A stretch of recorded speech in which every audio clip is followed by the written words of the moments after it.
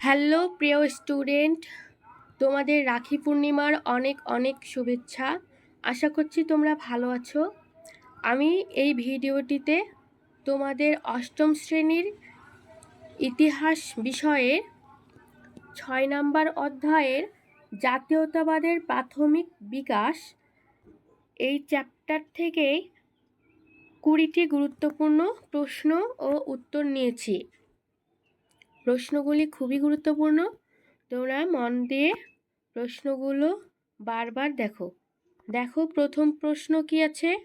প্রথম প্রশ্ন আছে, কবে জাতীয় কংগ্রেসের প্রতিষ্ঠা হয়? কবে জাতীয় কংগ্রেসের প্রতিষ্ঠা হয়? প্রথম প্রশ্ন আছে, কবে জাতীয় কংগ্রেসের প্রতিষ্ঠা হয়? এর উত্তর হলো 1885 সালে। জাতীয় কংগ্রেসের প্রতিষ্ঠা হয় 1885 সালে। তারপরের প্রশ্ন, জাতীয় কংগ্রেসের প্রথম সভা কোথায় বসেছিল? জাতীয় কংগ্রেসের প্রথম সভা বসেছিল বোম্বাই শহরে। খুব গুরুত্বপূর্ণ প্রশ্ন, জাতীয় কংগ্রেসের প্রথম সভা বসেছিল বোম্বাই শহরে। পরের প্রশ্ন, জাতীয় কংগ্রেসের প্রথম সভাপতি কে ছিলেন? জাতীয় কংগ্রেসের প্রথম সভাপতি ছিলেন উমেশচন্দ্র ব্যানার্জি। এই প্রশ্নটি শুধু অষ্টম শ্রেণী নয়, সমস্ত চাকরির পরীক্ষার জন্য খুব গুরুত্বপূর্ণ। জাতীয় কংগ্রেসের প্রথম সভাপতি ছিলেন উমেশচন্দ্র ব্যানার্জি। পরের প্রশ্ন দেখো, পরের প্রশ্ন হলো, জাতীয় কংগ্রেসের জনক কাকে বলা হয়? জাতীয় কংগ্রেসের জনক কাকে বলা হয়? অ্যালান অক্টাভিয়ান হিউমকে জাতীয় কংগ্রেসের জনক বলা হয় অ্যালান অক্টাভিয়ান হিউমকে, যদিও তার সম্পর্কে অনেক বিতর্কিত মত রয়েছে।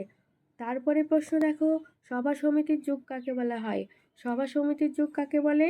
এর উত্তর হবে 1857 খ্রিস্টাব্দ থেকে 1885 খ্রিস্টাব্দে। ভারতের কংগ্রেস প্রতিষ্ঠার আগে পর্যন্ত সময়কালকে অনেকেই সভা সমিতির যুগ বলেছেন, কেননা এই সময় থেকে ব্রিটিশ সরকারের কাছে ভারতীয়দের দাবি দাওয়া তুলে ধরার জন্য অনেক সভা ও সমিতি গড়ে উঠেছিল। যেমন 1836 সালে জাতীয়তাবাদী সংগঠন রূপে প্রথম প্রতিষ্ঠা লাভ করেছিল বঙ্গভাষা প্রকাশিকা সভা। বঙ্গভাষা প্রকাশিকা সভা। পরের প্রশ্ন, সভা কবে গড়ে উঠেছিল? খুব গুরুত্বপূর্ণ প্রশ্ন, জমিদার সভা কবে গড়ে উঠেছিল? জমিদার সভা গড়ে উঠেছিল 1838 সালে। এই জমিদার সভা কবে গড়ে উঠেছিল শুধু অষ্টম শ্রেণী নয়, সমস্ত চাকরির পরীক্ষার জন্য অত্যন্ত গুরুত্বপূর্ণ, বারবার আসে। জমিদার সভা গড়ে উঠেছিল 1838 সালে। পরের প্রশ্ন, ইন্ডিয়ান লীগ কবে গড়ে উঠেছিল? ইন্ডিয়ান লীগ কবে গড়ে উঠেছিল? ইন্ডিয়ান লীগ গড়ে উঠেছিল 1875 সালে। ইন্ডিয়ান লীগ গড়ে উঠেছিল 1875 সালে। পরের প্রশ্ন, নাট্যাভিনয় নিয়ন্ত্রণ আইন কে জারি করেন? নাট্যাভিনয় নিয়ন্ত্রণ আইন জারি করেন লর্ড নর্থব্রুক। নাট্যাভিনয় নিয়ন্ত্রণ আইন জারি করেন লর্ড নর্থব্রুক। এই 20টি প্রশ্ন শুধু অষ্টম শ্রেণীর জন্য নয়, অষ্টম শ্রেণীর জন্যও গুরুত্বপূর্ণ, টেটের জন্য গুরুত্বপূর্ণ এবং অন্যান্য আরও চাকরির পরীক্ষার জন্য যেগুলোতে ইতিহাস বিষয় থাকে, সমস্ত চাকরির পরীক্ষার জন্যই গুরুত্বপূর্ণ। এইভাবে আমি নিয়মিত ভিডিও আনতে থাকবো। এটা আমার চ্যানেলের ফার্স্ট ভিডিও। তোমাদের যদি ভালো লাগে তোমরা চ্যানেলটিকে অবশ্যই সাবস্ক্রাইব করো। আর তোমরা তোমাদের কোনো মতামত থাকলে সেটা কমেন্ট সেকশানে অবশ্যই জানাও। প্রশ্ন, পরে জাতীয় কংগ্রেসের কয়েকজন নরমপন্থী নেতার নাম লেখো। জাতীয় কংগ্রেসের কয়েকজন নরমপন্থী নেতা হলেন ফিরোজ শাহ মেহতা, গোপালকৃষ্ণ গোখলে। ফিরোজ শাহ মেহতা, গোপালকৃষ্ণ গোখলে। পরের প্রশ্ন আছে, লাল-বাল পাল নামে কারা পরিচিত? লাল-বাল পাল নামে কারা পরিচিত? লাল বলতে লালা লাজপত রায়, বাল অর্থাৎ বাল গঙ্গাধর তিলক এবং পাল বলতে আমরা বিপিন চন্দ্র পালকে বুঝে থাকি। পরের প্রশ্ন দেখো, বাংলা বিভাগ।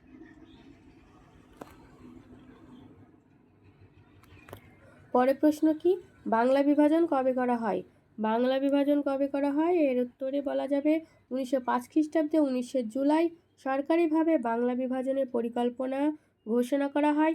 সেই বছরই 16 অক্টোবর ওই পরিকল্পনা বাস্তবায়ন করা হয়।